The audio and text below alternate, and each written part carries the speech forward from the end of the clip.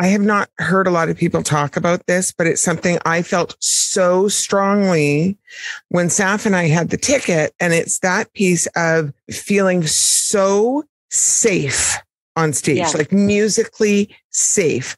I could super duper screw the pooch and make a terrible mistake, and the band would catch me. Yeah. Like I knew that I was never going to be left out hanging. Now, I of course never tried to do that, but you know what I mean? Like I felt so safe because we all had each other's back and we were all there to catch each other. That what that does is it enables a lot of bravery. It enables you to take chances and do things and go places that you can't necessarily do in other situations that don't feel so safe.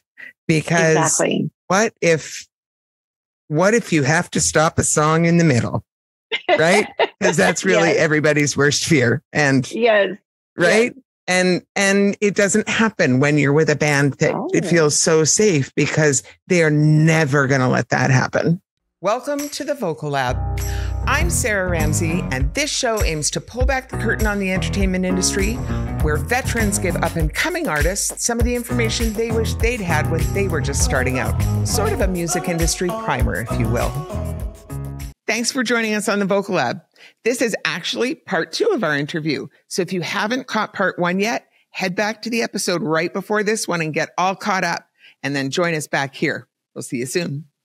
I want to talk a bit about the most important relationships in your career.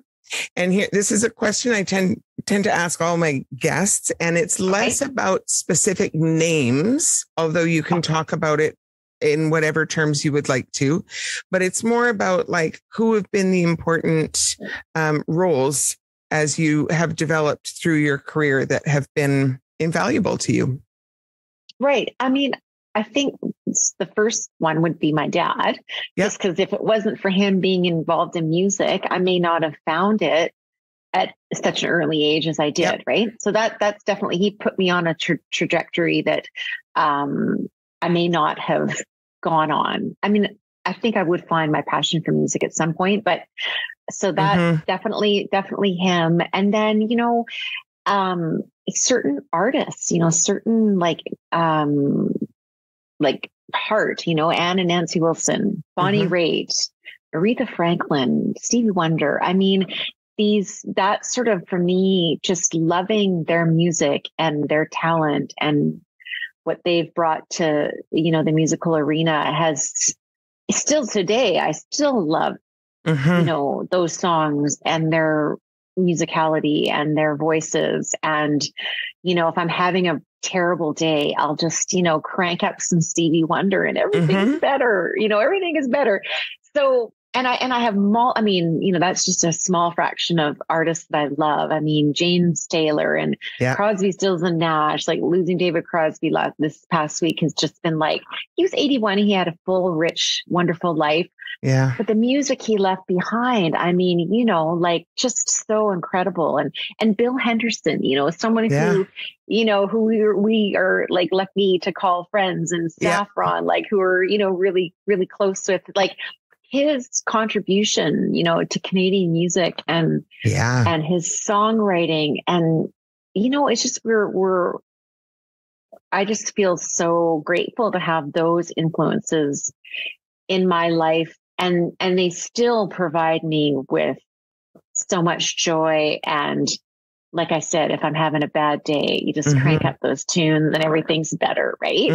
And in terms of business, I've the only sort of business role model that I can think of off the top of my head is Richard Branson, who I had an opportunity to meet, like 20 years ago, and, started Virgin Records, and he had the Virgin Megastore opening in Vancouver. And I had an opportunity, to go to the grand opening. A friend of mine played guitar for Amanda Marshall, and he said, "Can you please come to the grand opening and take some pictures?" And because we don't have anyone there able to do that. And I said, oh, of course, I'd love to. And I'll get you on the list. So I got on the list, and as I'm taking pictures, Richard Branson standing right next to me. And I didn't really know who he was. I kind of did, but not really. Yeah. And he starts talking to me. Oh, what brings you here? And anyways. And so then I got to know him, and then he said, I want to meet you. I want to introduce you to my publicist, Lori. And so walked over to Lori, and we had a great conversation, and what do you do? And so I sing at the Roxy, and oh, where's the Roxy? It's like literally like 5 minutes from here. And I said, my band's not playing tonight, but there's a great band playing. And if you want, I'm planning on going there afterwards, because the Amanda Marshall crew was going to go there and just hang out. And I said, I'd be happy to put you on the guest list. And she said, oh, that would be great. Yeah, definitely do that. Thinking, there's no way in hell they're going to show up, right? They're just going to go home, and they've had a long day. And well, a whole group of them shows up, and Richard Branson's there with Lori, and he threw his gold card down on the bar and said, buy everybody drinks. And I was like, oh, is this really happening? And so from there, I actually became friends with his publicist, and she invited Delanne and I, who was helping me at the time, to all these Virgin Megastore openings. So we went to New York, we went to San Diego, we went to Vegas, and we hung out with Branson and his gang. How cool. And so for me, it was not thinking that I'd ever meet someone like an extremely successful billionaire business person. I thought I better maybe, learn more about this cat, right? So I went and bought his book and autobiographies and biographies. And that was sort of my kind of foray into okay, this businessman has done so well for himself. And why? Why is he so successful? And what has he done? So, I feel like reading those books kind of helped me, down the road. At that time, I was trying to pursue a record deal and this and that. But with VanHattan, I think it really did help me with sort of my philosophy on how I would want to run a business. And so he also inadvertently, I think, was a mentor to me as well, without him even knowing it. But and Lori too, both of them were what I learned from both of them was just be a nice person, just be a good human being. Yeah. Cause he was asked questions about, the number of times that I did get a chance to sit down and have a conversation with him. It was always about me. It was always so what are you doing? What are your plans? Interested, what's your family do? And so he just came off as so and would look you right in the eye, and seem genuinely interested in your life, right? So I took that, and it was that's something that care about people that are in your circle and that you're working with, right? But genuinely find right, be interested in and sometimes that's hard when you get super busy. But, I think to myself, if Richard Branson can do it, who's got an airline and God knows what else he's got going on, if he can sit down and have a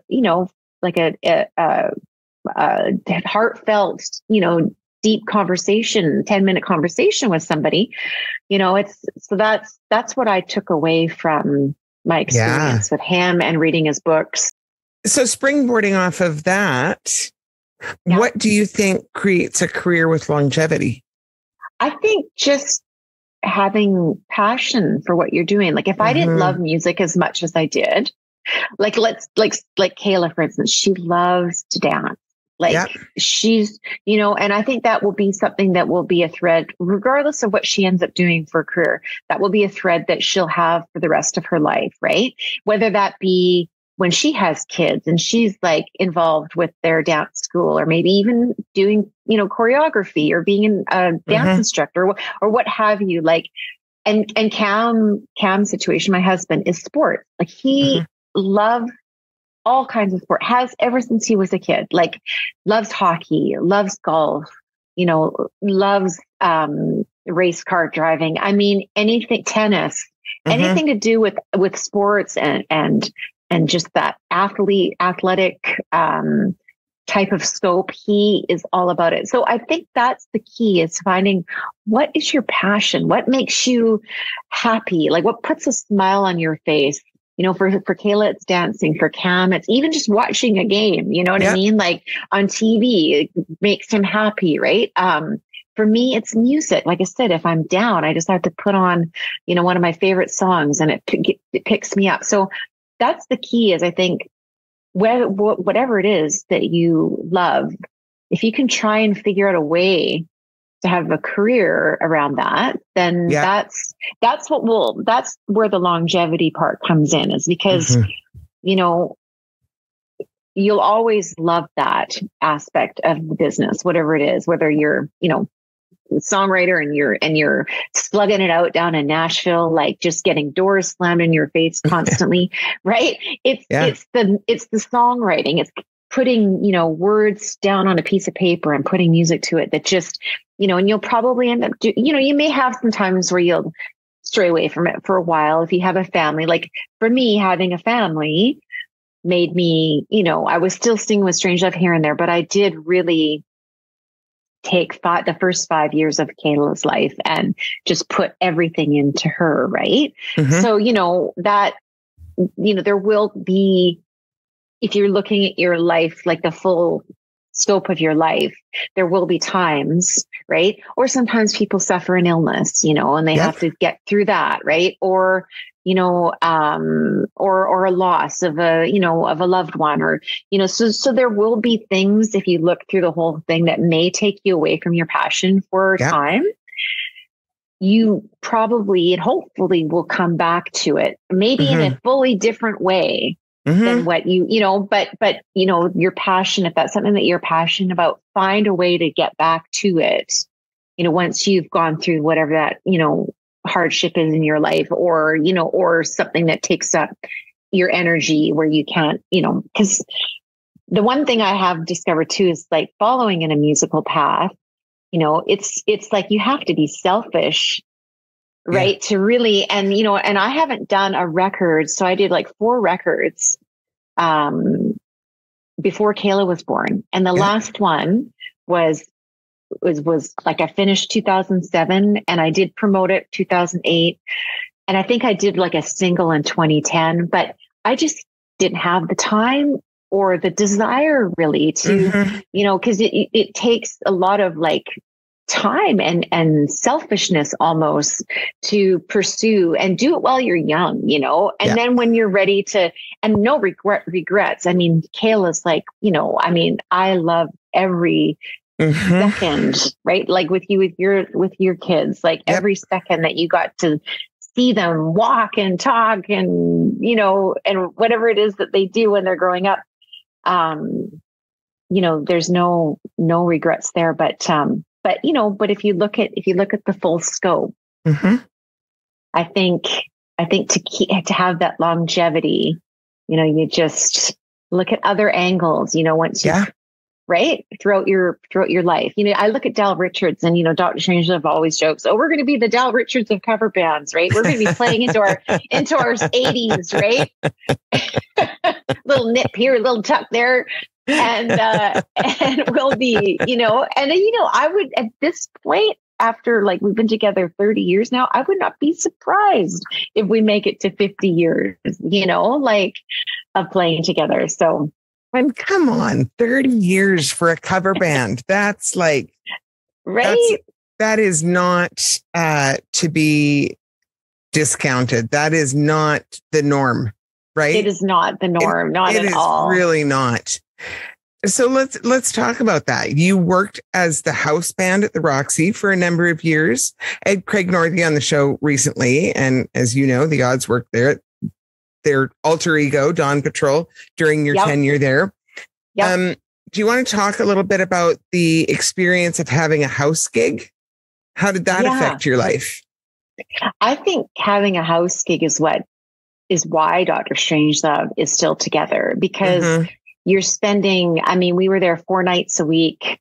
4 sets a night, you're spending a lot of time with those people, right? Mm-hmm. And building obviously like a family. It's more like a family than than just like co-musicians or friends that play music together. Like we definitely, people came and went for sure. Yeah. And it was always fun when we would have other people come and join the band, and but it takes a certain kind of person to just sort of stick with something, and through the good times and the bad times, right? Like, because it's not all good. Yeah. There's times when it's just like, you want to break up, right? Yeah. Like, I don't want to break up with this person, but you don't, you ride it out. You work it out. You're not living with the person. So that's good. So you at least have some time to just sort of put things into perspective and go, okay, well, mostly you're not living with the person. I think there was maybe one particular instance where someone was living with a person, wasn't there? Anyway, we won't get into that. Okay. So I think that's the key, right? Like, don't live together. Yeah. Yeah. And you guys, you did go through 30 years, you've gone through some member changes. Yeah. But for the most part, for the last chunk of years, it's been a pretty consistent lineup. Yeah. A lot of the member changes happened sort of early on in those house gig days, I think, really. And then afterwards, it was pretty consistent, right? It was. And, the core, was, Sarah and I. So, and then Pete on drums, and then Andre, who unfortunately passed in December. I'm so sorry. Yeah. So between the 4 of us, we were sort of the core and the 30-year members. And then Richard joined the band after we left the Roxy, actually. I think he might have done a couple Roxy gigs with us. We had Mike Norman prior to Richard. And then, so Richard's been with the band for like 15 years now. Yeah. And then we have a bit of a rotating guitar chair. Guitar players are non-committal. Ladies, stay away from those guitar players. And I love them all. I love every guitar player that has played with us. They've brought something special and unique to the band, and have just always injected. I think that the guitar player, the rotating chair, has actually injected life into us. Yeah. New life, and breathe new life into the band every time it happens. Right. Yeah.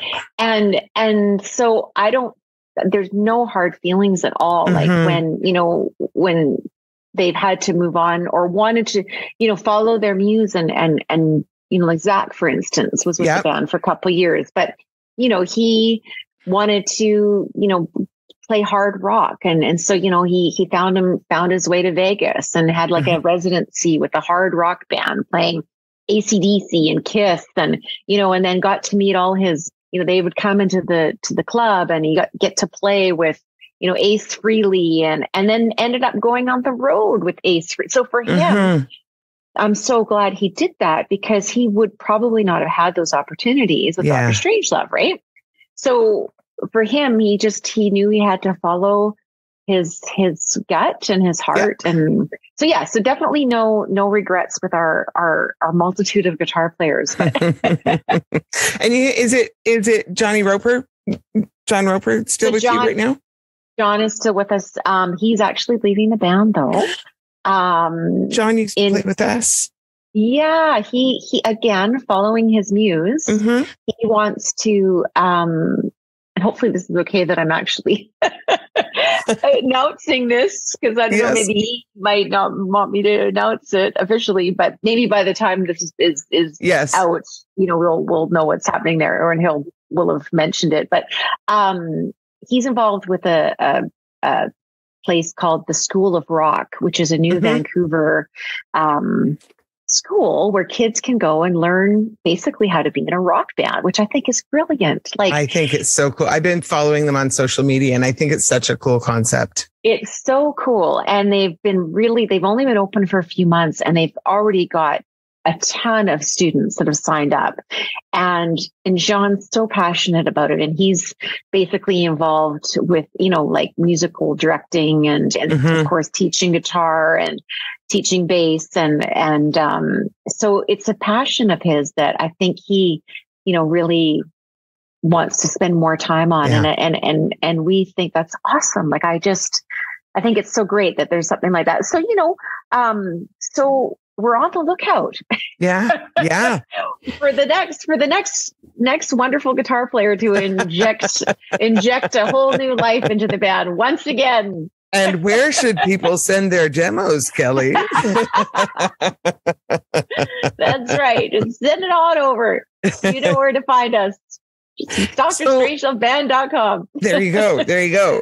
So do you want to talk a little bit about the transition from going from being the house band to being anything that we haven't covered? Because I know we've kind of touched on it here and there, but like going from having the house gig to being the band for hire, but like a band that everybody in Vancouver already knew.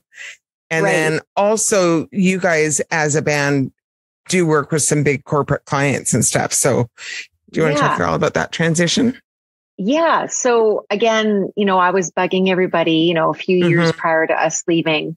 How are we going to, I don't want to keep playing. I want to keep doing this. Like, this is great. And so we were actually doing weddings and doing corporate events before we did end up leaving the Roxy. And they were gracious enough to let us go and do the odd Saturday night here and there. So we started getting gigs for the Vancouver Canucks and doing their events during the day. So like a hockey game prior to, and then we played the Molson Indy. We did the Molson Indy for like, I think 4 or 5 years in a row. So we started doing these major sporting events where I think we started to get more name recognition. I mean, a lot of people at the Roxy knew us that would go there, but we started becoming more well-known in the community because of that. And then doing, municipal events like, the, City of Vancouver's Canada Day event. And then, of course, doing, weddings and we did like Brendan Morrison's wedding, and so high profile weddings. Malcolm Perry, I think, probably helped to, raise our profile with his features he would do on Sarah and I and the band. And so, just continuing to work and getting these opportunities where, people knew who we were. And, we did our 20-year anniversary 10 years ago now, which seems crazy. But, I mean, 10 years ago now? 10 years ago. Right. And it was just like, so, and, I was able to, I basically did all the publicity for that event. Yeah. I'd pick up the phone and I'd send an email to, to CTV or to, BCTV or CBC and get replies, automatically like, yeah, we want to, do a little piece on, on the band or, the West Ender rag or whatever. I mean, there was always somebody or someone willing to just sort of spread the word, about what we were doing. And then I guess just people after decades, people get to know who you are. And we do a lot of events now too, where it's like 50-year-old birthday parties, right? Or like 25-year anniversaries. And it's like, oh my gosh, you played at my wedding. And then we're doing their anniversary party. Or, or we were on stage, for my birthday, my 25th birthday. And we were, drinking and it was crazy. And I maybe better not say that. And then 20 years later, they hire us for a milestone birthday party. And we do lots of that kind of thing. And it's been great. It's definitely helped to just keep the band going, and I don't foresee, an end at this point. We always go, oh, we're going to, we're another good 5 years left in us, and then that's it. Like that was Andre's big thing. Planning on another 5 years. And then once that's done, and it's like, it's not ending. Yeah. Well, you guys just came back from a whole thing like House of Blues and whole thing. Yes. Right? Yeah. That looked like a pretty fun gig. It was really fun. Or so the slew of gigs. Yeah. So the great thing about VanHattan is that was a VanHattan gig. So I've been able to take Strangelove and sort of put them in different scenarios because the musicianship is so awesome. And Truly. we know so many songs, thousands of songs that, we've, played at the Roxy for, years and years and years and the last 30 years, so I, was able to take the band and utilize them. I'd dream up these different things and I have event planners coming to me and going, hey, can we do this, this, and this? And I'd be like, yes, we can. We can do whatever you need us to do. And then going to the band and going, hey, there's this, event planner that would like to do a show with Strangelove backing up Bill Henderson and Mike Reno. And, and I called that the Rock a Night in Canada show. And so we've done that a few times over the years. And then for Florida, we ended up, same event planner was like, can you guys be a live karaoke band? And we're like, yes, we can. We can do whatever you need us to do. And so that opportunity, basically this company has some very big music fans that like to sing, love karaoke, love to get up and play the drums. And so that's basically why we did the Florida gig, because we did a gig for them in Vancouver in 2018. And they loved the band so much that they brought us to Dubai the next year. So we went to Dubai with the same company as a karaoke band. We also did some Dr. Strangelove sets as well. We went and did a few different gigs when we were there and when they were in Vancouver. And then of course the pandemic hit, nothing happened for a few years. And then they resurrected the live karaoke band for Orlando. And it was just so, being open to ideas and creative ways of sort of repackaging the band has allowed for these really great opportunities, 25, 30 years into our career, right? So, so that's been, and I don't see that stopping. Like, I think that's something that, we'll be able to continue to do. And it's so wonderful to have the band. Like, I don't know how I would do that without my band, right? Like, knowing that playing with them for the length of time that I know they have my back, right? Yes. And whereas with just maybe pulling musicians together, piecing it together, I could do it if I had to, but it would be more nerve-wracking. There's that piece that I think is, I have not heard a lot of people talk about this, but it's something I felt so strongly when Saf and I had the ticket. And it's that piece of feeling so safe on stage, like musically safe.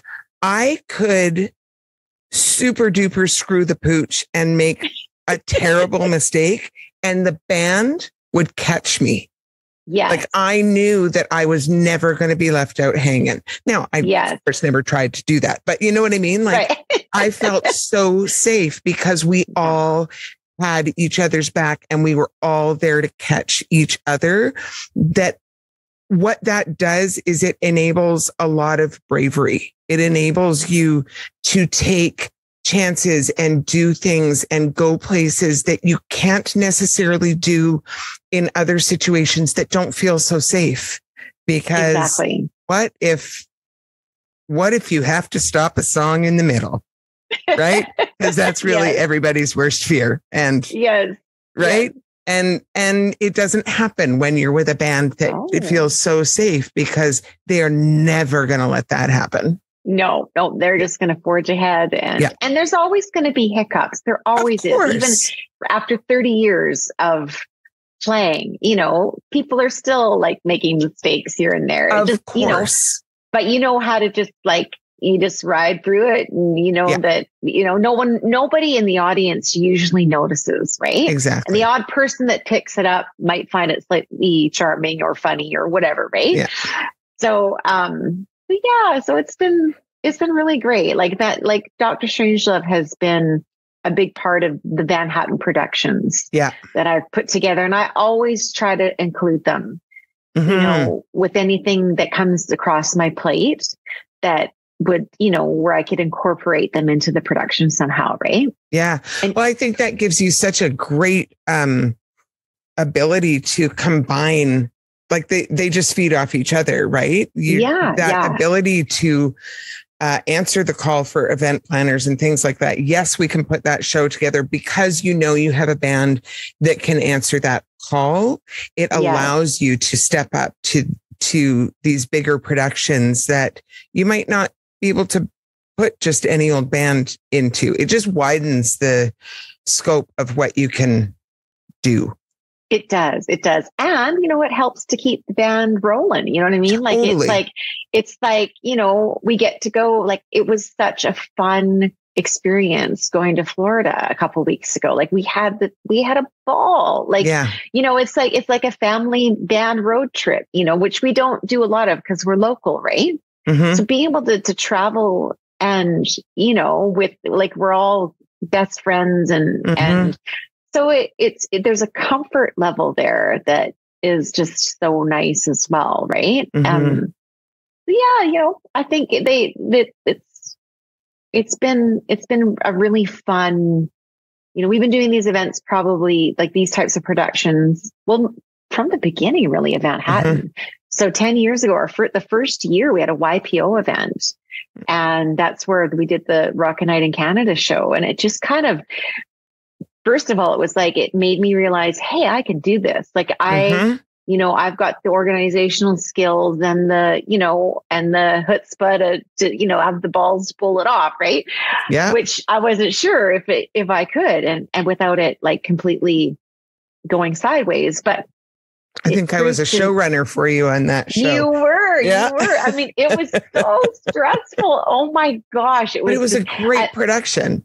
It was so great. And I mean, the event plan, like BC Event Management, I mean, they are, again, have been in the business for, at that point, like probably 25 years. They knew exactly what they were doing, and they were very, very helpful. But, for me to be able to pull that all together for them and help them with the creative end of things, because they're not musicians and they don't sing and they don't know what it's like to be on stage. So for me to have that experience and bring that to the table, and pull off, those kinds of shows, like it's really built my confidence. Cause, for me, like that's been the biggest thing for me, is just, even as a singer, like, and doing my own recordings and stuff like that, there's always just a little lack of confidence. And starting my own business really just took that to a whole new level. Like I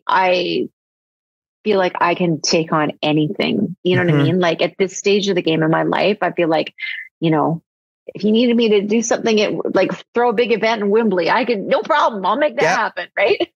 Yeah. So, and everyone's always just say yes. Don't say no. Yes, I'll make it work. We'll figure it out. And you do. Right. Yeah. So, and I just feel so lucky to be able to do what I'm doing. Because there's not a lot of people that, get the opportunities that I've received, over the last 10 years. And, I'm super grateful for them all, and looking forward to what's next. You never know what's coming down the pipeline, right? Like, and sometimes things shock me and I'm just like, oh my gosh, we get to go to Dubai. What? Yeah. Like, it's just things I wouldn't even imagine in my wildest dreams that we're doing. Right. So it's been really cool. It's been really cool. Absolutely.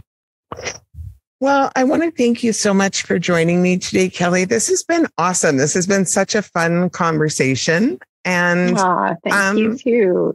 Where can people find you? So we've got you personally, we've got Dr. Strangelove, and we've got VanHattan. So web, social media, any upcoming shows that you want to point out, any of that, lay it on us.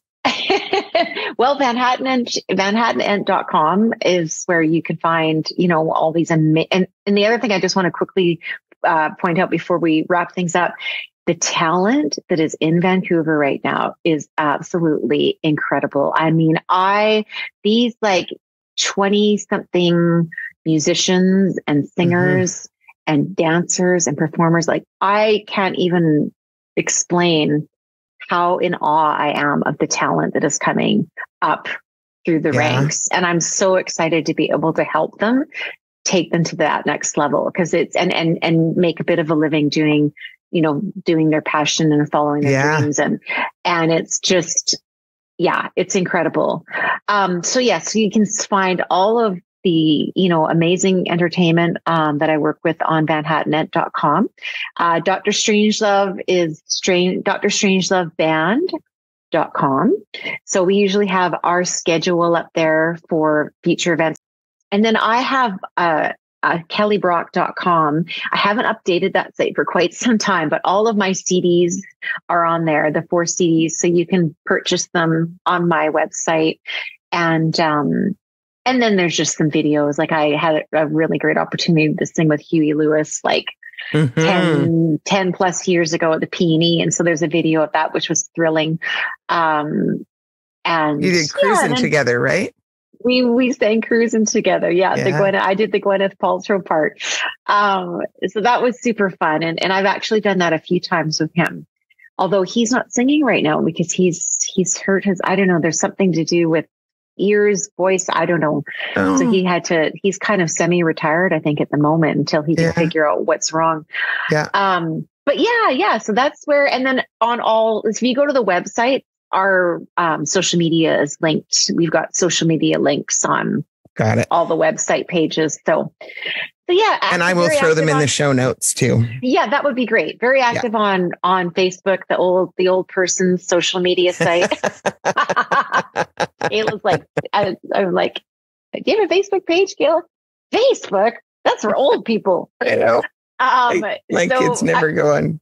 Right. And then Instagram, of course, for all three projects. And I'm trying to get on a TikTok, but I'm doing the tickety talk.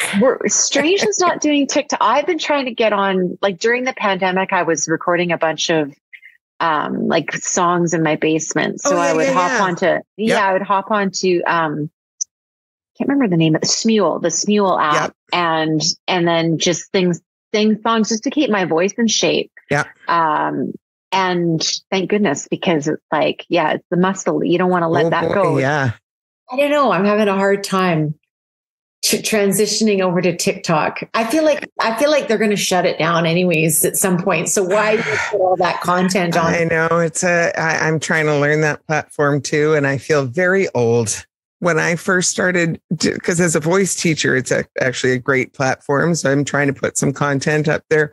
But I had to start by asking my daughter to send me a video of how to use the platform. So my daughter, Chloe, like screen recorded, okay, Mom, here's how you like start a video. Here's what you do. I was like, I am so old. I know. So the TikTok, I'm still working on that one. Yeah. We'll get there one day, Grandma. We'll figure it out. We'll be grandmas, and we'll go viral as grandmas, singing grandmas. Oh my God. Well, thank you again, Kelly. This has been super fun. I really appreciate your generosity with all your information and for joining me today. Yeah, thank you for having me.